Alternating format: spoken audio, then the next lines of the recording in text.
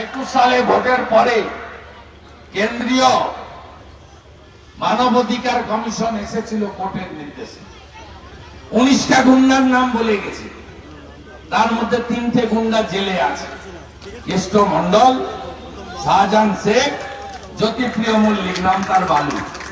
আপনাদের সব চাল আর গম তিনি খেয়ে ফেলেছেন।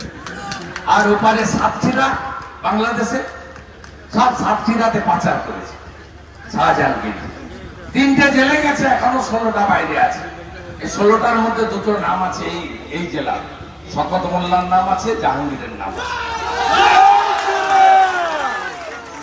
61টা মামলা হয়েছে সিবিআই,